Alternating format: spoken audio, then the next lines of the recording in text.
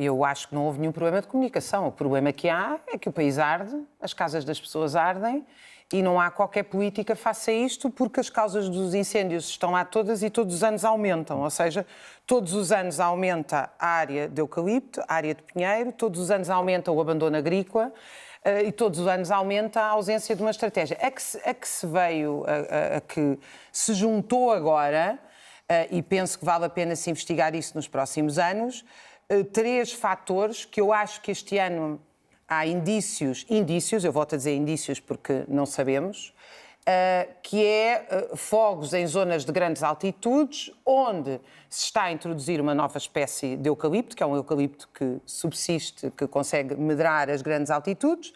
Há uma explosão de painéis solares, mesmo em zonas agrícolas muito boas, como é o caso da Cova da Beira, etc., e exploração de minério com esta corrida internacional aos minérios. E, portanto, o que eu estou aqui a dizer é que é preciso perceber se nos próximos anos estas áreas que arderam vão ser substituídas por um tipo de eucalipto adaptável a altas altitudes, o que já aconteceu em fogos anteriores, nomeadamente na zona de Vila Real, ou por exploração de minas e por painéis solares.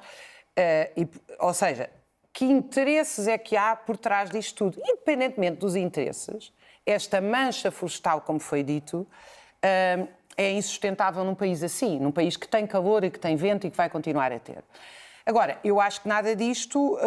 Eu acho que a coisa mais importante que aconteceram nestes incêndios foi que a ideia de que nós vamos juntar todos os bombeiros do país, todos os meios, etc., e conseguir apagar estes incêndios caiu verdadeiramente por terra, porque todos os testemunhos em direto, e esses puderam ser vistos em diretos, foi de que as populações tiveram que se defender sozinhas, em grande medida, independentemente da coragem, da determinação, independentemente da determinação dos bombeiros, etc., são centenas de testemunhos de presidentes de Câmara, presidentes de juntas, pessoas envolvidas, bombeiros, comandantes de bombeiros, a dizer que as comunicações não funcionavam, a coordenação não funcionava, bombeiros não chegaram onde as pessoas tiveram que utilizar baldes, mangueiras e coisas enxadas para incêndios absolutamente insustentáveis, ao ponto de que nós chegámos a uma situação tão catastrófica que neste momento já não se dizem quantas casas arderam. É o primeiro ano que eu me lembro, porque antes, no fim da chamada época de incêndios, que já é um nome terrível, havia uma espécie de contabilidade e agora nós temos um governo que chegou ao ponto de dizer os imigrantes que se lixem, as casas dos imigrantes, nós nem sequer vamos...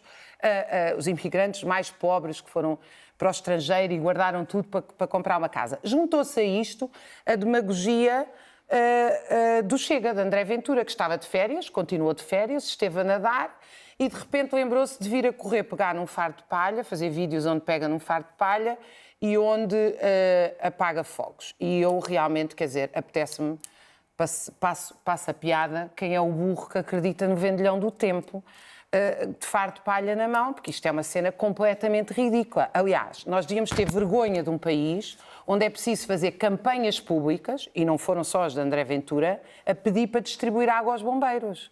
Quer dizer, então nós pagamos metade do nosso ordenado em impostos e não chega água aos bombeiros. Água para beber, não é água aos bombeiros para apagar fogos, é água, alimentos. Quer dizer, havia recolhas solidárias.